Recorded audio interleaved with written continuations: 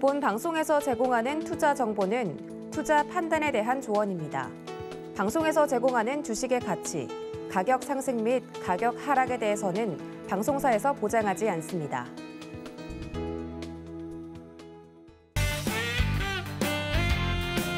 안녕하세요. 서울용일TV의 이지한 전문위원입니다.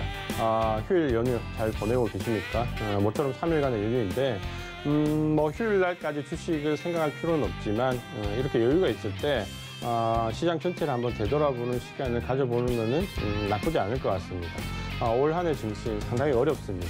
1월 달 고점을 형성한 이후에 시장이 굉장히 어렵게 가는데 이 시간에는 시장도 어렵지만 우리가 느끼는 체감이 왜 이렇게 어려울까라는 부분을 본다면 결국 우리 시장에서 지금 현재 우리를 가장 힘들게 하는 부분은 결국은 주도주가 없다라는 부분입니다.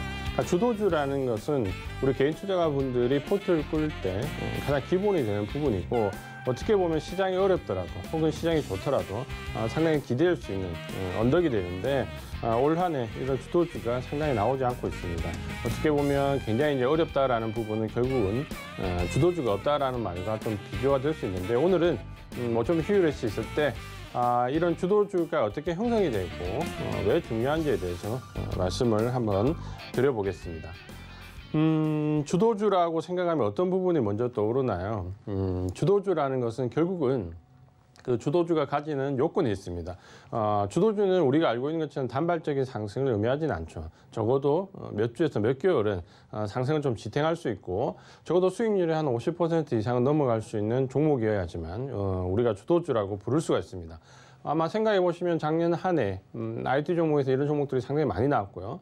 혹은 또 이제 그 전에 우리가 5G라고 부르는 그 섹터에서 주도주가 상당히 많이 나왔습니다.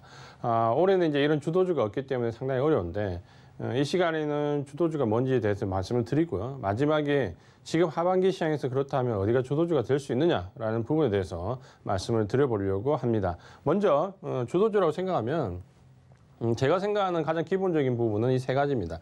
실적과 수급과 모멘텀. 적어도 이 3박자는 맞아 떨어져야지만 우리가 주도주라고 부를 수가 있습니다. 실적이 단발적으로 좋을 수도 있고요. 수급이 단기간에 좀 좋을 수도 있습니다. 그리고 주가를 단기간에 끌어올릴 만한 모멘텀 이슈가 나올 수도 있습니다. 하지만 이제 주도주라면 적어도 이 세 가지가 다 일치가 되어야지만 우리가 주도주라고 부를 수가 있습니다. 먼저 이제 이 하나하나를 좀 살펴볼 텐데요. 주도주라고 생각하는 첫 번째 부분에서 실적입니다. 근데 실적은 사실 우리가 굉장히 유심히 잘 봐야 됩니다. 왜냐하면 이 실적이라는 함정에서 우리가 굉장히 많이 빠져 있고 이번에 코로나19 이후에 리오픈이 되면서 실적이 굉장히 좋게 나오고 있는데 2분기 실적에 대해서도 사실 실적이 굉장히 좋았는데 급락을 하거나 실적이 별로 좋지 않는데 오히려 상승을 하거나 실적이 주가에 미치는 영향은 상당히 미묘하고 세세한 부분이 있습니다. 항상 제가 이제 강조드리는 부분은 실적은 연속성이 있어야 되고 그 연속성과 함께 과연 이 부분이 실적이 정점이냐 아니냐라는 이 바닥론과 정점론을 상당히 구분해 줘야 된다는 표현을 많이 씁니다. 적어도 실적은 3년 정도의 데이터가 계속해서 좀 좋아지는 게 좋고요. 전년 동기 대비나 혹은 전분기 대비는 가장 기본적인 비교고 3년 정도의 데이터가 계속해서 우상향을 하고 있느냐 여부를 판단하시는 게 상당히 중요합니다. 또 실적이 굉장히 좋게 나왔는데 실적이 굉장히 좋게 나왔는데 어느 날 갑자기 주가가 급락. 이번에 CJ제일제당 같은 경우가 실적이 예상치보다 굉장히 좋게 나왔는데 주가가 급락을 했습니다. 그러니까 왜 그러냐라고 본다면 결국 우리가 이제 우려한 바는 실적은 비교 대상에서 계속해서 우상향하는 건데 이 실적이 정점인 부분에 해당되면 주가는 실적이 아무리 많이 나와도 하락할 수밖에 없다라는 거죠. 그 부분에서 이제 우리가 우려하는 부분이 있기 때문에 실적이 정점론이냐 부분은 항상 보셔야 되고 실적이 계속 안 좋게 나오는 기업은 마지막에 그 기가 실적이 바닥이냐라는 부분을 꼭 확인을 할 필요가 있습니다. 그래서 이런 부분들이 가장 기본적인 부분인데 그렇다면 실적이 어느 정도 좋아야 과연 주도주라고 부를 수 있을까라는 부분을 좀 본다면 역시 그냥 좋아져서는 안 된다는 거죠. 적어도 그 실적이 지속성이 있고 연속성이 있고 확장성이 있다는 거를 어느 정도 우리가 감안을 할 수 있어야 됩니다. 그래서 그 부분은 이제 두 가지로 나눠본다면 첫 번째는 섹터 자체가 레벨업이 좀 되어야 됩니다. 이 말이 뭐냐면 우리가 이제 그동안 많은 부분 느꼈을 겁니다. 사실 올해 이 부분 때문에 가장 힘들었는데 뭐냐면 우리가 작년, 재작년 주도 섹터라고 얘기하는 부분에 대해서 굉장히 많이 우리가 혜택을 좀 봤었죠. 뭐냐면 5G라고 해서 실적 자체가 레벨업 되는 섹터 자체가 레벨업 되는 섹터가 있었고 또 어떤 부분이 있습니까? 2차 전지도 마찬가지였죠. 작년에 사실 2차 전지와 관련된 종목은 어떤 종목을 사더라도 다 상승합니다. 다만 그게 주도주면 뭐 두세 배 올라갈 수 있고 주도주가 아니고 관련주라면 뭐 50% 100% 올라간다 이렇게 볼 수 있지만 어쨌든 섹터 자체가 레벨업이 되는 종목들은 상당히 올라간다. 근데 이제 여기에 이제 또 함정이 있는 거죠. 왜 이렇게 이런 거래가 이루어지냐라고 본다면 우리가 자금의 이동을 조금 이해를 할 필요가 있습니다. 사실 지금 장은 누가 보더라도 이 유동성 장이다. 라는 얘기를 많이 하고 있는데 결국 이제 이 유동성 장의 특징은 뭐냐면 돈의 힘이다 그렇죠. 돈은 어디서 나왔냐면 결국 금융위기 이후에 양적 완화가 지속되면서 상당히 시중에 돈이 많이 풀렸고 증시에도 많은 돈이 유입이 됐는데 결국 증시에 유입된 자금을 보면 65% 정도가 ETF에 많이 유입이 됐습니다. 결국 이제 직접 투자보다는 이 ETF라는 상품에 65% 정도의 자금이 유입이 됐는데 ETF는 뭔가요? 하나의 종목이 아니다 그렇죠. 특정 섹터를 전체를 다 사는 거잖아요. 2차 전지, 5G, 비메모리 반도체, 메모리 반도체, 자동차에서 뭐 공조 시스템 여러 가지 섹터를 나눠서 그 섹터에 관련된 종목을 다 같이 사는 거잖아요. 예를 들어서 메모리 반도체를 사면 삼성전자를 사고 삼성전자에 딸려 있는 코스닥의 부품, 소재, 장비 업체까지 다 일괄적으로 구매를 하는 거잖아요. 그걸 우리가 바스켓 거래라고 하는데 주로 이제 이 ETF에서 형성이 되는 거죠. 그러다 보니까 특정 섹터가 좋다라고 생각하면 그 특정 섹터에 이루는 ETF에 자금이 많이 몰린다라는 거죠. 그러다 보면 그 섹터 자체가 다 같이 올라가는 거죠. 작년처럼 2차 전지 같은 경우에 뭘 사더라도 올라간다는 거는 결국 이제 바스켓 거래에 들어와 있다라는 거죠. 그러니까 그 거래에 들어와 있으면 뭘 사도 올라간다. 그러다 보니까 결국 이제 우리가 생각했던 부분이 섹터 자체가 좋아지는 곳은 뭘 사도 좋아지는구나라고 생각하는 거죠. 잘 보면 올해는 이런 섹터가 없습니다. 그러니까 작년 같은 경우에 뭐 비메모리 반도체 관련 이슈도 있었고 메모리 반도체 관련 이슈도 있었고 5G 관련 이슈도 있었고 2차전지 관련 이슈도 당연히 있었죠. 그러다 보니까 어느 섹터를 살 거냐라는 고민을 좀 해도 결국에는 그 섹터를 사면 대부분 이제 수익을 좀 냈는데 사실 올해는 뚜렷하게 이런 부분이 없습니다. 그러다 보니까 어떤 현상이 오냐면 지금 개인 투자가분들께서 손실이 가장 많이 나는 섹터가 어디입니까?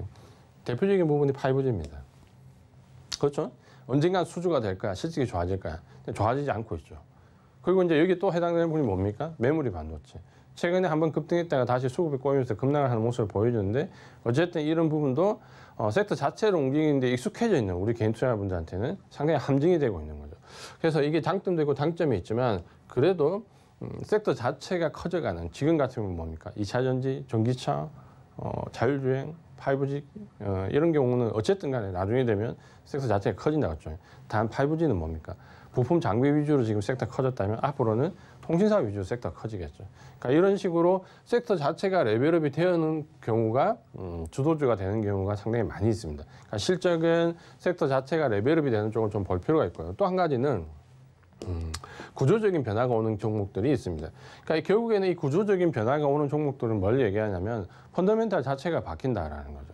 그러니까 이 회사가 기존에 어떤 사업을 영위를 했는데 거기서 나온 실적이 어느 정도 평을 이룬다. 근데 이 회사가 구조 자체가 완전히 바뀌어버리면 실적 자체가 완전히 바뀌어버린다라는 거죠. 최근에 이제 그런 기업들이 상당히 많이 있습니다. 뭐 예를 든다면 방금 2차 전지를 말씀드렸지만 삼성 SDI 같은 경우는 기존의 2차 전지가 새로운 사업이 편성이 되면서 장점과 단점이 있었죠. 그러니까 2차 전지가 처음 시작할 때는 굉장히 많은 비용이 투입되면서 적자 상태. 그리고 작년을 기점으로 해서 4분기를 넘어서면서 뭡니까? 흑자로 전환되면서 삼성 SDI는 기존에 가지고 있던 전기 재료 혹은 전자 디스플레이 관련된 쪽에서 뭡니까? 완전하게 2차 전지로 바뀌었잖아요. 그러니까 이런 식의 구조적인 변화가 오는 회사가 주도주가 될 확률이 상당히 높습니다. 그러니까 섹터 간의 변화와 어느 정도 일치하는 모습을 좀 보일 수 있다라고 우리가 이해를 할 수가 있습니다. 요거 이제 잠깐 차트를 잠깐 보면요, 이런 부분이 있을 수 있습니다. 어떤 부분이냐면 결국 우리가 가장 많이 보는 구조적인 변화라는 부분들을 보신다면 삼성 SDI 차트를 잠깐 보겠습니다. 삼성 SDI 차트를 잠깐 보면 아마도 이제 이런 변화가 좀 눈에 띌 겁니다. 기존의 삼성 SDI가 그동안 꾸준하게 차트가 어떻게 보면 박스권 안에서 움직였던 부분이 또 이제 특정 기점을 기점으로 코로나19 급락이라는 부분을 거치면서 사실 이렇게 보면 굉장히 큰 폭으로 상승 끝도 없이 이어왔습니다. 이 원동력은 결국은 뭡니까? 2차 전지라는 새로운 성장 동력이 있다는 거죠. 그리고 그 2차 전지가 손익분기점을 딱 넘어서 4분기부터 플러스화되는 이 지점이 주가가 급등하는 시기에 온다는 거죠. 그러니까 이런 식의 등락이 주도주로서 등락을 가장 많이 보이는 종목이다라고 예상을 하시면 될 것 같고요. 이걸 이제 다른 종목 하나를 더 보겠습니다. KMW를 잠깐 보시면은 이 종목 때문에 지금 올 한 해 힘드신 분들이 굉장히 많은데 월봉 차트를 잠깐 볼게요. 월봉 차트를 보면 굉장히 2017년도 초반까지 주가는 아주 평이한 상태를 이루었고요. 2018년도 이제 기점으로 해서 주가가 레벨업되고 여기서 이제 정말 엄청나게 뛰는 거죠. 가장 큰 이유가 이 KMW가 뭡니까? 5G라는 새로운 성장 동력을 얻었고 실적이 폭발적으로 상승을 했죠. 100억 적자, 200억 적자나는 회사가 오늘 갑자기 몇천억 흑자로 바뀌는. 그러면 이 상승의 원동력은 결국은 뭡니까? 이 5G라는 새로운 성장 동력이 들어왔고 이 5G는 저 당시에 어떤 종목을 사더라도 다 올라가는 거예요. 섹터 자체가 레벨업이 되는 거죠. 그러니까 섹터 자체가 무한정이 커지는 섹터를 찾아야 되는 거죠. 그리고 그 안에서 대장주를 찾으면 주가는 뭡니까? 10배까지 오를 수 있다는 거예요. 그러니까 이런 게 바로 우리가 생각하는 주도주의 흐름입니다. 그러니까 단발성으로 한 번의 모멘텀을 가지고 상승했다 꺾이는 종목이 아니라 적어도 실적이 섹터 자체가 완전히 달라지는 레벨업이 되거나 혹은 종목 자체가 새로운 성장 동력을 갖게 되는 경우 이 정도 실적이 되면 우리가 한번 주도주라고 얘기를 해볼 수가 있습니다. 그래서 실적은 적어도 이제 이런 정도까지는 받쳐줘야 우리가 적어도 주도주라고 얘기를 합니다. 그럼 이제 수급적으로 어떤 부분이 필요하냐면 수급은 이제 우리가 크게 주체적으로 본다면 개인과 외국인과 기관께 세 주체로 나누는데 사실 뭐 그 안에는 다양한 존재들이 있습니다. 근데 적어도 이제 이 주체들이 사는 경향에 따라서 주도주의 성격이 조금씩은 바뀌기도 합니다. 그러니까 가장 좋은 부분은 물론 이제 외국인이죠. 외국인이 샀을 때가 누가 봐도 가장 좋은 수급이다라고 볼 수 있고, 그 다음에 이제 연기금이나 투신, 그리고 이제 금융투자 한 요 정도가 그래도 주가를 단기간에 좀 장기간에 부양할 수 있는 주체들이 됩니다. 먼저 이제 외국인들의 특징을 보면 외국인들은 주로 주도주를 한번 형성하면 장기로 봅니다. 그러니까 한 번 정도 상승이 꺾이지 않고 계속 이제 올라가는 거죠. 그러니까 이걸 이제 우리가 얘기하면 어느 정도 추세를 형성한다라고 좀 보시면 될 것 같고, 외국인들은 최근에 이제 경향을 보면 전체 사이클을 다 매수하지는 않습니다. 우리가 뭐 LA 파동을 본다면 뭐 1파 정도에서는 연기금이 좀 강하게 매수하고 가장 강력한 파동이 2파 정도의 외국인들이 주도를 하면 다시 이제 뭐 3파동에서 금융투자 꺾이는 이런 모습이 좀 많이 보이는데, 어쨌든 외국인은 장기 물량을 유도하고요. 연기금은 같은 이제 장기적인 플레이를 하지만 항상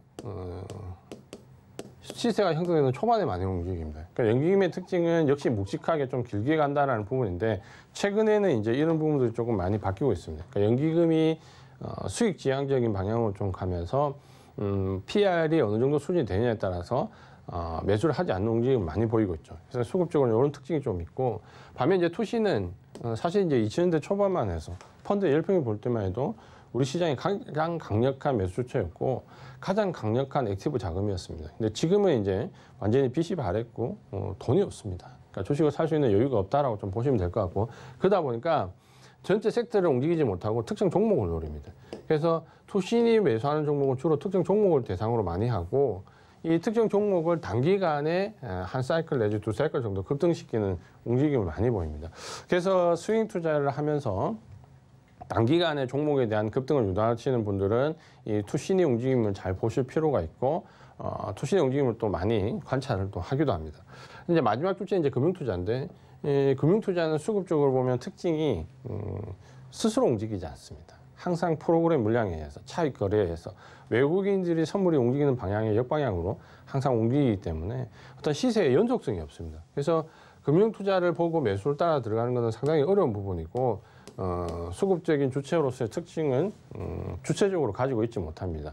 자, 그렇다면 이런 우리가 지금 대표적인 수급의 주체들에 대해서 잠깐 살펴봤는데, 우리가 주도주라고 부르려면 적어도 어느 정도의 수급이 따라와야 될까요? 적어도 이 세 주체 정도는 따라와야 됩니다. 그러니까 그러니까 내가 매수하는 종목이 주도주에 들어가려면 매수의 주체가 외국인이거나 혹은 적어도 연기금이나 토신 정도로 와야 되는데 최근의 경향을 보면 외국인 단독이거나 연기금과 토신은 상당히 같이 움직이는 경향이 굉장히 강합니다. 그래서 특정 종목에서 연기금이나 투신이 매수 주체가 되는 경우는 대부분 한 세트처럼 같이 움직인다. 그래서 연기금이나 투신이 움직이는 종목이 주도주로서 역할을 할 개연성이 상당히 높다. 이렇게 보시면 될 것 같습니다. 우리가 이제 이런 부분들을 실질적으로 이제 조금 이제 차트에서 본다면 외국인들의 먼저 자금을 한번 볼 수 있는 차트를 한번 보겠습니다. 최근에 이제 등락이 굉장히 좋았던 PI 첨단토대라는 종목을 한번 볼 건데요. 이 종목은 최근에 외국인들이 굉장히 작업을 많이 했던 종목입니다. 보통 이제 외국인들이 이런 종목들을 볼 때는 상당히 강한 상승세를 좀 이끌어내는데 최근에 보시면 이제 PI 첨단소대 움직임입니다. 차트를 한번 볼게요. 차트 한번 보시면 PI 첨단소재는 우리가 알고 있는 것처럼 PI 필름이죠. 그 필름에서 굉장히 독보적인 기술을 가지고 글로벌 넘버원 업체입니다. 그러니까 최근에 IT 소재 쪽에서 이 발열 반환과 관련된 쪽에서 반도체 쪽, 뭐 MLCC, PCB 다양한 곳에서 쓰이기 때문에 수요가 굉장히 늘어나고 실적이 굉장히 좋습니다. 여기에 최근에 이 종목 같은 경우는 주가를 이제 부양할 수 있는 또 하나의 모멘텀이 들었죠. 왜냐하면 2차 전지 소재입니다. 새로운 2차 전지 소재 공장을 짓고 있는 중이고 그게 모멘텀으로 들어오면서 수급적으로 외국인들이 굉장히 많이 매수했고 아예 외국계 사모펀드를 바탕으로 해가지고 일부 사모펀드들이 이제 인수를 좀 했습니다. 자 보시면은 주가가 계속해서 박스권에서 좀 움직였는데요. 이런 흐름을 딱 지나고 난 뒤에 이제 우상향을 시작합니다. 우상향을 시작할 때 외국인 수급을 보면 굉장히 들어올리는 힘이 강합니다. 외국인들이 굉장히 많이 매수를 하고 중간중간 눌리면서 거래량이 줄어들지만 주가를 올릴 때는 부양할 때는 계속해서 거래량이 늘어납니다. 그러면서 주가가 외국인들 집중적으로 매수하면서 아직까지 이제 시세를 강하게 내고 있죠. 최근 이제 8월달에 오면서 단기간 이제 너무 이상 급등하는 모습을 좀 보여주고 있는데 이때도 역시 보시면 외국인 수급이 상당히 많이 유입되고 있습니다. 그러니까 이런 부분들을 보신다면은 외국인은 한번 종목을 선정하고 그 자금들이 들어오는 액티브 자금들은 일관성 있게 주가를 상승과 하락을 반복시키면서 꾸준하게 좀 끌고 가는 경향이 굉장히 강합니다.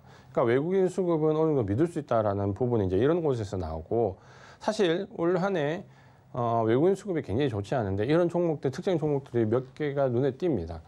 보통 이제 우리가 이런 걸 외국인 액티브 자금이라고 하는데 원래 이제 작년까지는 이런 액티브 자금들이 섹터 자체 ETF로 많이 움직였고 바스켓 거래라고 해서 섹터 전체를 움직이는 거래를 많이 했었습니다. 근데 지금 최근의 경향은 시장이 조금 어려워지고 외국인 수급이 많이 약해지면서 개별 종목 위주의 거래를 많이 합니다. 이제 그 중에 하나가 PI 첨단소대고 이렇게 PI 첨단소대 같이 실적이나 수급이나 모멘텀이 좀 맞아떨어지는 종목이 주도주로서 단기간의 주도주도 될 수 있고 또 중장기적인 주도주가 될 수 있는 모습을 보여주고 있다. 이렇게 보시면 될 것 같습니다.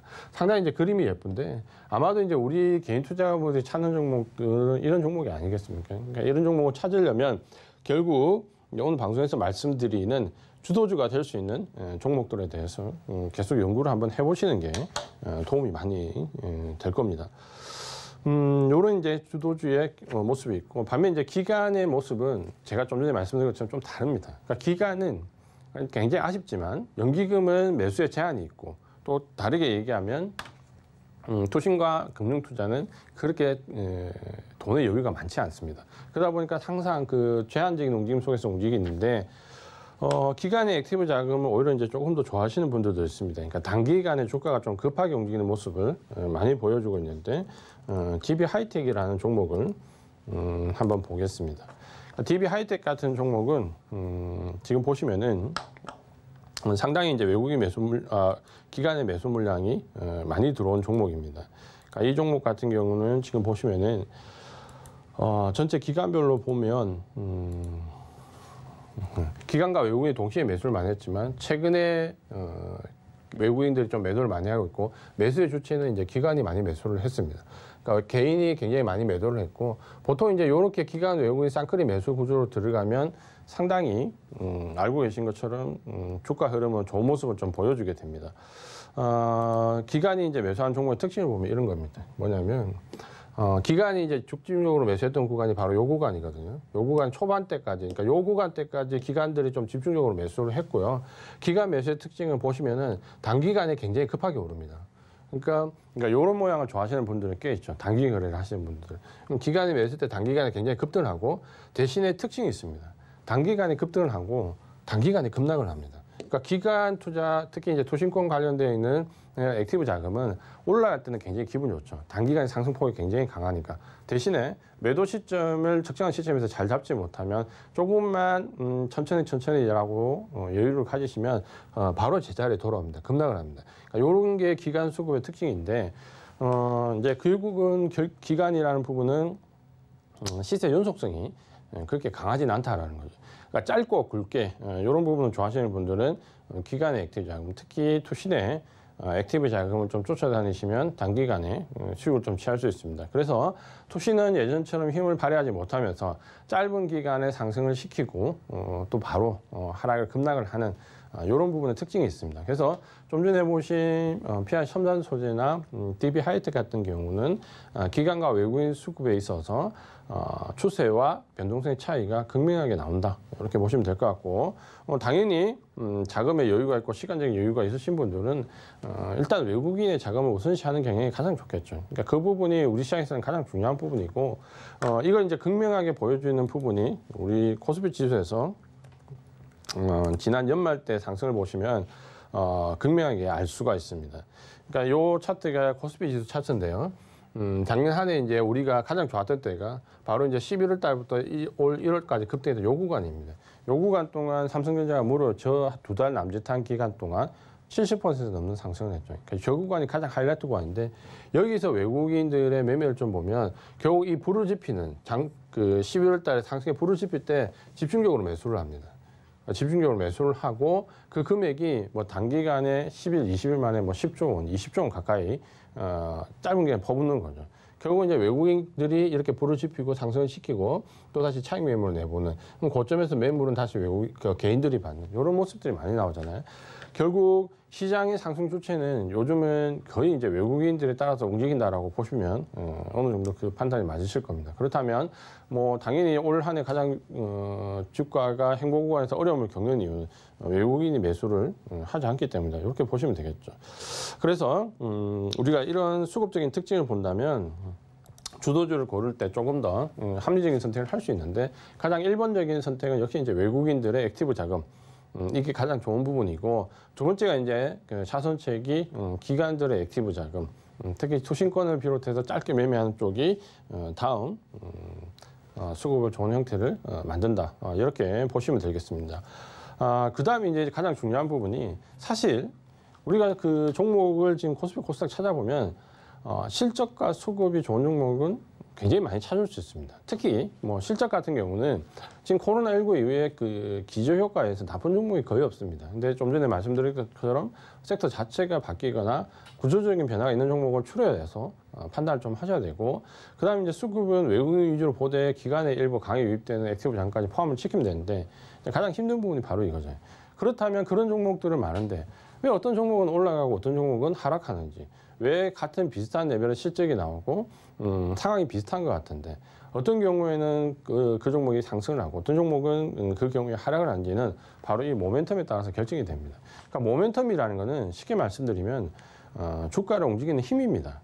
그러니까 실적과 펀더멘탈에 관련된 부분은 주가를 움직일 수 있는 근간이 되는 데이터라고 본다면 결국 이제 움직일 수 있는 힘은 모멘텀이고 이 모멘텀에 의해서 뭡니까? 수급이 따라온다는 거예요.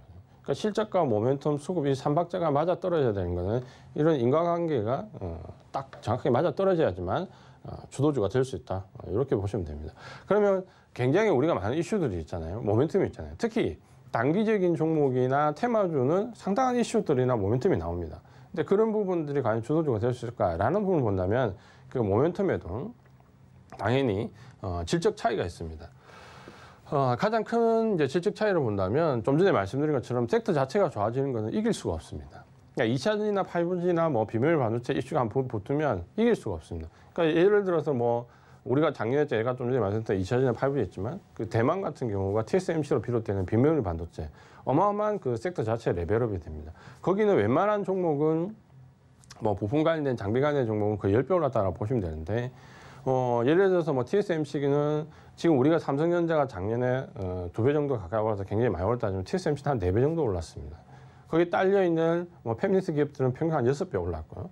부품 소재 기업들은 10배 오른 기업들도 허다합니다. 그러니까 그렇게 섹터 자체가 레벨업이 돼버리면 웬만한 종목 뭘 사도 다 올라간다고 했죠. 그러니까 결국은 뭡니까? 섹터 자체 호황을 봐야 된다는 거죠. 이 섹터 자체가 레벨업이 될 수 있느냐라는 부분을 좀 봐야 되고 지금 이제 이 변화를 우리가 눈치를 좀 채는 방법이 좀 필요한데 예를 든다면 이런 거죠.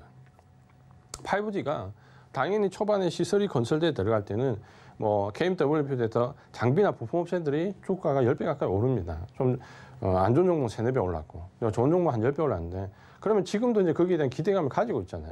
근데 이 부분이 이제 장비나 발주에 대한 부분이 이어져야 되는데 이어지지 않으면 결국 5G는 어떤 서비스입니까? 5G가 부품의 장비 서비스입니까? 그렇지 않다 그렇죠. 5G는 통신 서비스입니다. 거기에 연관되어 있는 뭐 자율주행이라든지 앞으로 실행될 수 있는 뭐 사물인터넷 여러 가지가 그 5G를 기반으로 되는데 그러면 그 모태가 되는 겁니다. 결국 이제 통신주가 혜택을 보겠죠. 장비 부품주가 혜택을 보면 그 다음 통신주가 혜택을 보고 거기에 이제 연관되어 있는 뭐 자율주행 여러 가지 사업들이 이제 그 다음에 부수적으로 따라오겠죠. 그러면 지금은 부품이나 장비가 한 피크를 이뤘다면 그 다음 뭡니까? 통신주, 그 다음 뭡니까? 자율주행 이런 식으로 점점 섹터 자체의 변화를 이제 인지를 할 필요가 있다라는 거죠. 그 변화의 인지가 지금 이제 2차 전지도 저는 비슷하다고 보는데요. 2차 전지가 좋아질 거라는 부분은 누구도 부정할 수 없는 부분입니다. 왜냐하면 지금 현재 우리나라 글로벌 전 세계를 비롯해서 이 화석 연료를 가는 차들은 빠르면 유럽 같은 경우는 2025년부터 금지되는 나라들이 있고 대부분 2030년 정도면 금지가 됩니다. 가장 늦게 지금 법안을 발의하는 우리나라나 중국 같은 경우도 2035년이 되면 대부분 친환경 장비로 교체하는 걸로 되어 있습니다. 법적으로. 그렇다면 이제 겨우 전기차가 5% 정도 시중에 돌아다닌다라고 본다면 앞으로 바뀌어야 될 부분이 95%가 남아야 돼. 누가 봐도 이 섹터는 잘 될 거라는 것에 대해서는 의심의 여지가 없습니다. 다만 그 정도 커지기 때문에 뭡니까? 섹터 내에서 경쟁력이 굉장히 커진다는 거예요. 경쟁이 굉장히 치열하게 이루어진다는 거죠. 지금은 2차 전지를 대표하는 배터리 업체 몇 개가 움직이지만 모든 전기차 업체들은 본인들이 생산하는 자동차에 40% 이상의 비용을 2차 전지에 지금 주고 있는데 앞으로 그러지 않을 거라는 거죠. 자체 생산에 들어갈 거고 협업을 할 거고 여러 가지 변화가 올 거고 그럼 그 스마트카라는 그 전기차 안에서 여러 가지 섹터 변화가 올 거라는 거죠. 그러니까 그런 부분들이 섹터 전체 호황을 바뀐다는 그 사이클을 우리가 인식을 해야 된다는 거죠. 5G 사이클이 제가 좀 전에 말씀드린 것처럼 부품이나 장비에서 시작을 해서 그다음 통신업체로 넘어갔다가 그다음에 이제 뭐 자율주행이나 하나의 사업 부분으로 넘어가는 요 사이클을 인지해야 되는 것과 비슷한 맥락이라는 거죠. 적어도 내가 주식에서 뭐 10배, 5배 정도 수익을 내겠다라고 생각을 가지고 계시면 이 사이클에 맞는 움직임을 봐야 되고 그렇다면 지금 현재 예를 들어서 이 사이클에 들어간다면 내가 어느 쪽으로 들어가야 된다는 변화는 눈에 보인다는 거죠. 근데 그 자금의 이동이 대부분은 외국계 자금과 일치합니다. 최근에 외국계 자금들이 ETF 쪽으로 이동하는 걸 보면 이런 흐름에 대한 부분을 많이 인지를 하고 있다라고 봐야 되고 지금 특징적인 부분을 보면 7월 달에 외국계 ETF 자금의 이동률 1위가 자율주행입니다. 우리는 이제 자율주행이 지금 좋지 않다 그러죠. 우리가 대표적인 기업으로 뭐 만도나 이런 쪽을 보는데 기업 분할 이슈가 있으면서 상당히 좋지 않은데 글로벌하게 돈은 그쪽으로 몰려들고 있다는 거죠. 왜냐하면 이 사이클을 본다면 맞는 방향입니다. 그러니까 이런 사이클을 좀 읽어야지만 섹터 전체 호황을 읽고 주도주를 선별할 수 있다. 이렇게 좀 보셔야 되고요. 두 번째는 이제 이 섹터 자체 호황은 결국은 이제 어디서 비롯되냐라는 부분을 우리가 좀 본다면은 결국에는 이제 새로운 사업이죠. 그러니까 비즈니스 모델이 좀 달라져야 된다는 거죠. 적어도 이제 모멘텀에서 보통 이제 이런 경우가 많이 있죠. 어떤 특정 회사가 매출액이 이제 증가한다는 거죠. 올해 얼마 정도 증가하고 얼마 정도 증가하고 얼마 정도 증가한다. 이런 부분들이 나올 때 주가에 반영되면 좋겠지만 반영되지 않는 비율도 상당히 많이 있습니다. 그러니까 왜 이렇게 반영이 안 되냐면 결국 예측 가능한 사업에서 예측 가능한 실적이 나올 때는 주가는 그렇게 크게 반응하지 않습니다. 실적이 아무리 좋아진다 하더라도. 그러니까 그 부분을 본다면 결국 예측하지 못한 부분에서 새로운 실적이 뭡니까? 나와야 된다라는 건데 이때가 이제 주가가 굉장히 크게 오른다. 결국 우리가 어떤 실적과 연관된 부분에서 모멘텀으로 본다면 실적이라는 건 뭡니까? 안 좋았다가 좋아지는 턴어라운드 되는 시점. 그리고 몰랐던 실적이 새로 생기는 플러스 알파 실적이 나온 시점. 이 두 가지에 크게 반응을 하거든요. 그렇게 본다면 이제 뭡니까? 새로운 비즈니스가 시작되는 시점이 주가가 또 한번 주도적으로 부상할 수 있는 기회가 된다는 거죠. 그게 지금 5G도 마찬가지고 2차 전지도 마찬가지인데 이런 사업에 대한 그 구조적인 변화는 예를 들면 최근에 보면 기계업종이나 철강업종도 이런 부분이 많이 있습니다. 그러니까 아직은 주가에 반영이 되고 있지 않지만 뭐 예를 들어서 두산바켓 같은 경우를 본다면 기존에 갖고 있던 소형 건설 기계업종에서 최근에 두산그룹에서 지게차를 인수했는데 그 지게차를 잘 보시면은 국내 점유율 1위 기업이고 상당히 펀더멘탈이 괜찮은데 두산바켓의 강점이 있는 북미 지역에서 영업망을 활용한다면 이 지게차를 조금 더 많이 팔 수 있을 것이다. 그러면 지금 현재 두산바켓 그런 가능성이 있느냐? 지게차 북미 점유율이 한 7% 왔다 갔다 하다가 최근 이제 한 10% 가까이 올라간다. 영업망은 이제 점점 활용을 하는 거죠. 그러면 지게차를 인수했던 두산바켓은 올 2분기까지는 단독 실적이지만 3분기부터는 뭡니까? 지게차 실적이 같이 포함이 된다 그렇죠. 그러면 뭡니까? 뭔가 구조적인 펀더멘탈적인 변화가 있는데 새로운 지게차라는 사업 쪽에서 뭡니까? 성장 동력이 새로 들어온다라는 거죠. 그러니까 이런 식의 기업의 변화를 좀 읽으면 당장의 주가 변화가 크지 않다 하더라도 미래에 충분히 주도주가 될 수 있는 종목을 찾을 수 있다는 거예요. 근데 이런 종목은 흔하진 않지만 우리가 보면 상당히 이런 그 구조적인 신사업에 진출해서 나오는 부분들이 있습니다. 그러니까 이 부분도 잘 봐야 되고 최근에 이제 이런 관점에서 좀 본다면 좀 긍정적으로 보고 싶은 회사는 현대차 같은 경우도 마찬가지입니다. 굉장히 자동차 업종이 굉장히 지금 어려운데 단기적으로는 매도 압박을 많이 받고 있고 여러 가지 악재에 관련되어 있는 모멘텀을 지금 현재 품고 있는데 이런 부분들이 이제 조금씩 개선되고 실적이 주가에 좀 녹아나기 시작하면 바로 이제 이런 신사업과 관련된 부분에서 충분히 우리가 좀 인지를 해볼 필요가 있습니다. 그러니까 그런 부분들도 우리가 좀 유심히 볼 필요가 있다 말씀드리겠고 그다음에 이제 비슷한 맥락인데 새로운 비즈니스 모델이 창출될 때 새로운 기술이 나올 때가 있습니다. 그러니까 이 새로운 기술이 나올 때도 상당한 그 주가의 모멘텀이 되고 주도주로서의 역할을 할 수가 있는데 사실 이제 우리가 뭐 테크니컬한 이런 부분까지 세밀하게 알기는 어렵다 그러죠. 어렵지만 이게 이제 어느 정도 주가에 반영될 때 초창기에는 우리가 충분히 알 수 있다는 거예요. 그러니까 그 초창기에 뭔가 레포트가 나오고 주가에 반영될 때 알 수 있는데 적어도 이제 이게 실적을 레벨업 시킬 정도가 된다면 충분히 이제 주도주로 갈 수 있는 부분을 만들어 갈 수 있다는 거죠. 최근에 잘 보면 이제 우리가 어떤 경향을 보냐면 지금까지 우리가 작년까지 조금 익숙했던 부분은 대부분 전방 산업입니다. 그러니까 경기 관련된 종목을 제외하고 IT 섹터 쪽을 보면 전방 산업들이 시장을 끌고 왔습니다. 항상 뭐 SK 하이닉스나 삼성전자나 이런 뭐 전방 산업들이 끌고 왔는데 LG전자도 마찬가지고. 그러니까 올해의 특징을 좀 본다면 세밀하게 이제 외국인들이 많이 공략을 한다라는 거죠. 그러니까 반도체는 어려운데 반도체에 관련된 소재 기업은 상당히 좋습니다. 그러니까 이런 식의 등락이 왜 성립하냐면 결국은 그 특정 분야에서 가지고 있는 기술력이 이제 주가에 많이 반영이 된다는 거예요. 특히 IT 소재 관련된 쪽을 본다면 뭐 2차 전지 소재도 마찬가지고 나머지 이제 IT 소재에 관련된 쪽도 본다면 우리가 이제 일본과의 트러블 이후에 소재 관련된 기업에서 기술력을 상당히 끌어올렸던 부분이 있고 국산화됐던 부분이 있고 이런 부분들이 이제 그전에는 하나의 테마처럼 얘기가 됐는데 지금 이제 올 한 해 들어와서 외국인들의 그 매집의 형태를 보면 적어도 이제 이런 종목들이 굉장히 강하게 올라갈 수 있는 여건이 많이 마련돼 있고 지금 최근의 주가의 흐름을 보면 누가 봐도 IT 섹터에서 굉장히 어려움을 겪고 있다라고 생각을 할 수 있는데 반면에 2차 전지 소재나 IT 소재를 보면 거의 신고가에 지금 넘어서고 있는 모습입니다. 그러니까 그런 부분들을 본다면 이런 신기술과 관련된 부분이 아마도 우리 시장이 이머징 마켓에서 선진국 시장으로 계속 발전해 나갈수록 아마도 더 중요하게 아마도 평가가 좀 될 겁니다. 그러니까 그런 부분들을 우리가 좀 더 체크를 해봐야 되고 그다음에 이제 마지막 부분에서 우리가 생각할 부분은 단순하게 생산력이 커지는 기업입니다. 뭔가 기업이 잘 돼서 공장을 새로 짓고 캐파가 커지면 그게 바로 이제 그 기업의 힘이고 결국은 영업력이고 어떻게 보면 그게 이제 돈의 힘이 되는 거죠. 그래서 생산력이 어느 정도 확대되냐 부분인데 사실 이제 이런 부분들은 어떻게 보면 비용과도 연관되어 있는 부분이고 특히 최근에는 이 규모의 경제가 상당하게 주가를 끌고 가는 힘이 되기 때문에 우리가 삼성전자에서도 여러 가지 경우를 봤지 않습니까? 그러니까 반도체와 관련된 공장의 생산 라인이 어느 정도 확대되냐에 따라서 달려있다는 부분과 함께 또 한 가지 이제 우리가 한 가지 예를 들어 본다면 삼성 바이오로직스 같은 경우에 보면 지금 바이오시밀러 원료와 관련 부분에서는 캐파가 거의 글로벌 1위입니다. 지금도 글로벌 1위인데 계속해서 캐파를 증설을 하잖아요. 요게 이제 산술적으로 우리가 계산해 보면 지금 삼성 바이오로직스가 건립 중인 바이오시밀러 공장을 다 완공을 하면 거의 글로벌 전체의 바이오시밀러 물량의 한 40~50%까지 육박을 합니다. 생산 능력에. 그러니까 어마어마한 전체 생산 물량의 절반 가까이를 삼성 바이오로직스가 독점할 수 있는 구도로 간다는 거거든요.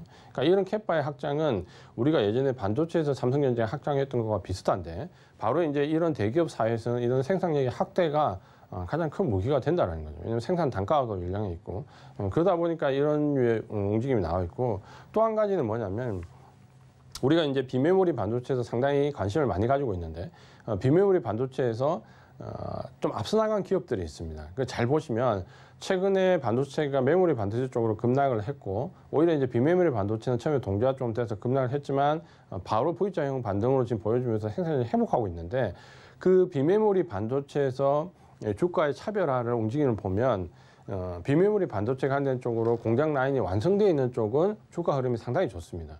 상당히 좋고 비메모리 반도체 쪽에 진출한다라는 이슈로 나왔지만 아직까지 생산 시설을 구비하지 못한 쪽은 최근에 이런 등락에서 주가 흐름이 상당히 좋지 않습니다. 그러니까 그런 부분들을 본다면 결국은 생산력에 대한 수준과 확대가 그 기업에 직접적인 영향을 미칠 수 있고 특히 제조업들 IT 제조업과 관련된 부분에서는 이 부분이 상당히 중요하게 발휘를 할 수 있다라고 보시면 되겠습니다.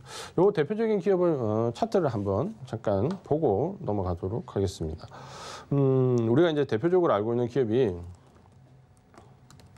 하나마이크로의 주가 흐름을 한번 볼게요. 그러니까 이 종목은 작년에 한번 공략을 했다가 제가 이제 좀 싫어하는 테마에 엮이면서 VR 테마에 엮이면서 중간에 이제 매도를 했었는데 이 종목이 비메모리 반도체와 관련된 이슈에서 혹은 다른 쪽 테마도 좀 연관된 부분이 있지만 이 후공정과 관련된 쪽에서 아마 주가 등락이 가장 크게 나왔을 겁니다. 한 4, 5천 원 하다가 지금은 주가 자체가 지금 이제 거의 뭐 15,000원 거의 18,000원까지 올라왔으니까 주가가 단기간에 한 4배 정도 이상 올라왔는데 그러니까 이 원동력이 뭐냐라고 본다면 뭐 역시 비메모리 반도체는 메모리 반도체 쪽과 다르게 호공주 쪽에서 굉장히 혜택을 입을 수 있다. 테스팅이나 패키징 업체들이 굉장히 유효할 것이다라는 부분은 누구나 알고 있는 부분인데 그럼에도 불구하고 하나마이크론이 왜 이렇게 많이 올랐냐 보면 하나마이크론은 이 비메모리 반도체에 관련된 부분에서 베트남의 공장을 선제적으로 먼저 지었습니다. 그러니까 먼저 지었고 거기서 제품 생산도 실제적으로 가장 먼저 했고 그러다 보니까 비메모리 반도체에 관련된 삼성전자 이슈가 나오면서 작년에 뭔가 큰 그림이 그려질 때 가장 선두에 서 있었던 기업 중에 하나라는 거죠. 그러니까 그 생산 시설 하나로 어떻게 보면 주가는 이만큼 다 올랐다고도 우리가 판단을 할 수 있습니다. 그러니까 그런 부분들을 본다면 결국 이제 선제적으로 생산 시설을 어느 정도 캐파를 갖추냐가 주도주를 형성할 수 있는 가장 중요한 또 하나의 모멘텀 중에 하나가 될 수 있다. 이렇게 우리가 생각을 해보면 될 것 같습니다. 요런 이제 움직임을 우리가 주도주가 될 수 있는 하나의 요건이라고 좀 본다면 우리가 이 모멘텀으로 이끌고 난 부분까지 이제 우리가 본다면 결국 이제 실적과 수급과 모멘텀 이 세 가지가 가장 중요하다라고 말씀드리는데 그렇다면 지금 현재 주도주는 과연 어느 쪽에 될 것인가 아마 이제 이 부분이 가장 궁금할 겁니다. 왜? 작년 한 해 IT주가 다 끌어올렸고 올 초까지만 해도 경기 관련된 종목 철강, 기계, 조선 정말 시장을 잘 끌어올렸는데 지금은 어느 쪽도 다 가지 못한다는 거죠. 그러면 그렇게 본다면 지금 현재 과연 우리가 머릿속에 대부분의 시장의 주체들 참가하고 있는 주체들이 생각하는 부분은 경기 관련주, IT주 이렇게 생각한다는 거죠. 그러니까 어느 쪽이 주도주일까 생각하는데 IT주가 갈 것 같은 하다가 또 내려오고 경기 관련된 종목들이 모멘텀이 좀 불 것 같다가 내려오는데 요거는 이제 우리가 조금 생각을 다르게 좀 봐야 됩니다. 뭐냐면 결국 지금 시장의 방향이 어딘가라는 부분을 가장 먼저 생각을 해야 되는데 시장의 그 방향은 중간에 인플레이션 오래감이 와서 원자재나 장기국채 금리나 주가가 급등을 한 번씩 했고 또 급락을 한 번씩 했기 때문에 어떻게 보면 이제 상당히 이 급등과 급락권에서 혼란스럽다는 거죠. 시장은 좀 방향을 좀 잘못 읽을 수도 있대. 근데 지금 시장은 명확하게 본다면 경기는 분명히 확장 구간입니다. 그러니까 결국 코로나19 이후에 굉장히 위축됐던 경기가 확장되는 구간에 들어와 있고 그게 잠시 너무 리오프닝과 관련된 부분에서 폭발적으로 올라갔다가 이걸 다시 이제 내려오는 과정, 일시적인 과정에서 경기가 흔들리는 게 아닌가 착각을 할 수 있겠지만 분명한 건 지금 경기는 확장되는 과정에 있고 앞으로 테이퍼링을 할 것이고요. 금리 인상을 할 겁니다. 그러면 결국 경기는 확장될 것이고 그 사이에서 금리도 같이 인상되는 그런 기조로 갈 거라는 거죠. 그러면 이게 결국 이제 안전자산이냐 위험자산이냐 그럼 금리가 올라가는데 채권에 투자하는 게 채권이나 금리가 관련된 상품에 투자하는 게 낫느냐 라는 부분들을 계속해서 끊임없이 우리가 생각을 해볼 거 아닙니까? 그럼 결국에는 그럼에도 불구하고 위험 자산을 선택하고 이 금리를 뛰어넘는 뭔가 수익을 바라는 건 뭡니까? 결국 뭡니까? 금리를 넘어서는 실적이나 성장을 가지고 가는 기업들을 우리가 선택을 해야 되죠. 그래야 금리를 넘는 수익을 얻을 수 있으니까. 결국 우리가 지금 생각하는 건 경기 관련된 종목이냐 혹은 IT 종목이냐가 아니고 지금 현재 상황에서 실적이 얼만큼 더 성장할 수 있는 실적 성장주냐 라는 관점으로 접근을 하시는 게 아마도 주도주를 찾는데 조금 더 명확하게 찾을 수 있는 계기가 될 겁니다. 그래서 지금은 어떤 이분법적인 시각보다는 실적 성장주를 찾는 게 가장 합리적인 부분이 될 수 있습니다. 저 부분은 실적이 성장한다는 것은 레벨 전체가 섹터 전체가 레벨업 될 수 있는 반도체도 지금은 급락을 하지만 충분히 될 수 있고요. 기계나 철강이나 조선업 정도 충분히 될 수 있습니다. 그러니까 어느 쪽이든 실적이 성장만 해주면 주도주로서의 가치는 발휘될 수 있다는 거죠. 문제는 이제 이런 주도주로서의 가치가 정말 어느 정도까지 올까라는 부분을 우리가 이제 냉정히 평가를 해봐야 되겠죠. 포스코 같은 철강 같은 경우는 보시면은 포스코가 2분기 실적이 상당히 좋게 나왔습니다. 포스코의 2분기 실적을 보면 2조 한 2천억 정도 나왔는데 이 정도 금액이면 포스코가 전성기 때 실적을 거의 상회하는 수준까지 가죠. 워낙 지금 철강 섹터 자체가 좋습니다. 우리는 지금 포스코나 현대제철이나 수급적인 이유로 지금 계속 주춤하고 있지만 글로벌하게 철강주들은 대부분 신고가입니다. 그러니까 우려했던 부분이 뭔지는 알겠는데 뭐 ESG 관련 부분 혹은 중국에서 생산과 관련 부분, 감산과 관련 부분 여러 가지 이슈가 나오지만 중요한 건 실적이 대부분 다 좋습니다. 그러면서 철강주 자체들이 대부분 신고가 형성하는데 한 가지 이제 아이러니한 거는 포스코는 그런 미국의 뉴코어나 뭐 일본의 실분제철이나 어느 쪽보다도 실적이 더 좋습니다. 근데 주가는 상당히 강하지 않다 그렇죠. 그렇다면 주도주가 될 수 있는 합리적인 의심을 좀 해봐야 되나 그렇죠. 해봐야 되고 그래서 이건 가능성이 있다 그렇죠.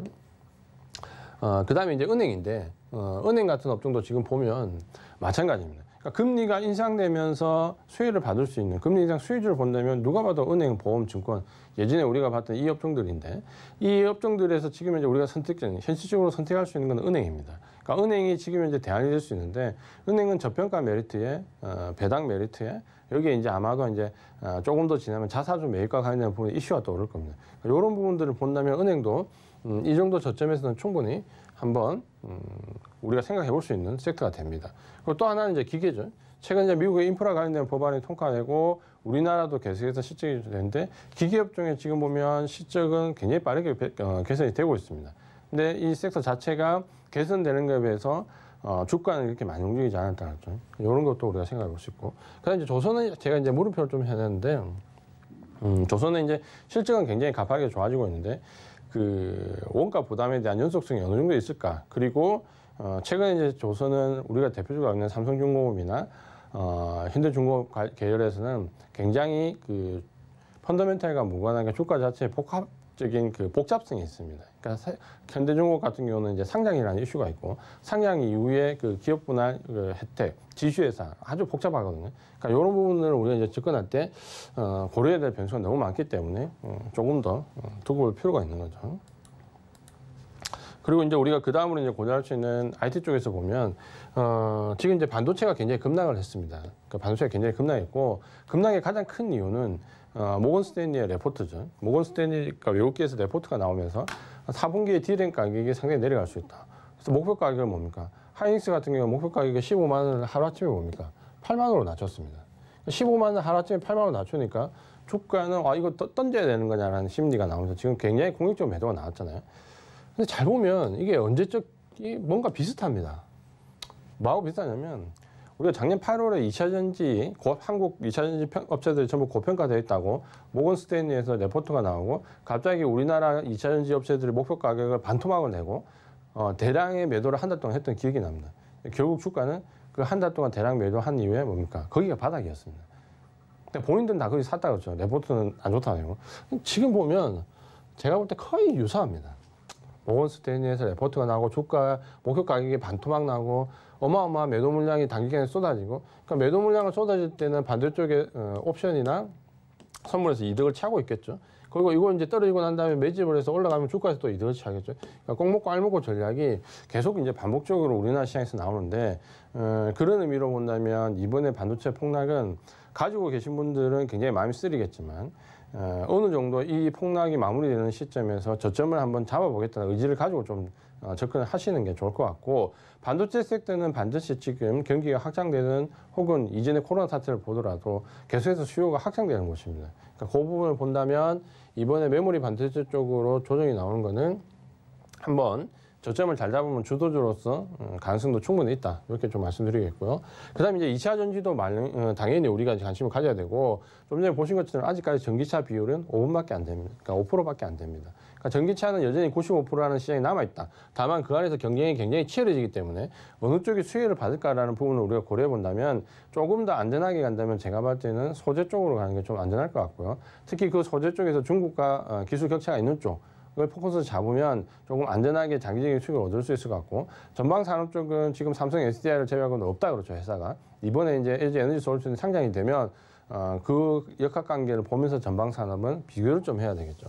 그래서 요거는 상당히 아직까지도 먹음직스러운 떡이지만 역학구도를 잘 살펴야 된다. 그 다음 이제 제가 봤을 때 굉장히 우리나라에서 지금 좋은 부분은 IT 소재 쪽입니다. 그러니까 IT 소재는 지금 앞으로 향후 2, 3년에서 굉장히 좋을 수 있고, 2차 전지 소재 쪽에 포커스를 많이 맞추고 있지만 2차 전지 소재뿐만 아니라 반도체 소재 쪽은 제가 봤을 때 특히 비메모리 반도체 소재 쪽은 2, 3년 동안 호황이 계속해서 이어질 수 있는 가능성이 굉장히 큽니다.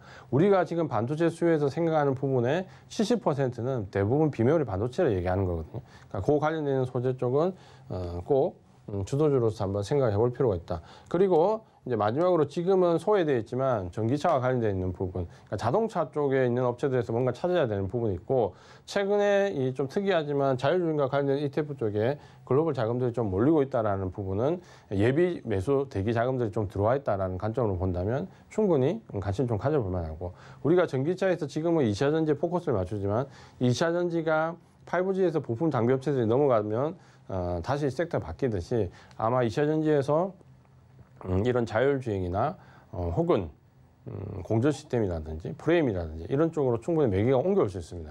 그러니까 그런 쪽과 연관되어 있는 기업들도 유심히 보면서 한번 대응을 해보면 주도주를 좀 찾을 수 있습니다. 오늘은 이제 제가 주도주와 관련 얘기를 드렸는데, 어떻게 보면 지금 당장 가슴에 와닿는 얘기는 아닐 수 있습니다. 근데 우리가 이 개인 투자가분들이 적어도 내가 주식을 직접 하는 개미 투자자라고 한다면 이 주도주는 반드시 한번 생각을 해보셔야 되고요. 이 주도주에서 어느 정도 비빌 언덕을 만들어 놔야지만 이 포트가 전체적으로 양호한 주식 투자의 흐름을 갈 수 있다. 이런 부분들을 꼭 기억을 해 주시면 좋을 것 같고, 단기적인 거래로 내가 주식 수익을 내는 건 한계가 있습니다. 반드시 주도주로 중장기적인 수익을 만들어가고 단기적인 거래를 좀 보완해서 같이 간다면 아마 우리 개인 투자자분들이 생각할 수 있는 가장 아이디어한 투자는 그런 부분이 아닐까라고 마지막 가름을 하면서 이번 강의 시간을 마치도록 하겠습니다.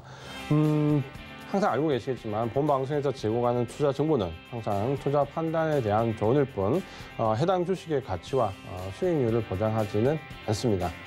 지금까지 서울경제TV의 이지한 전문위원이었습니다.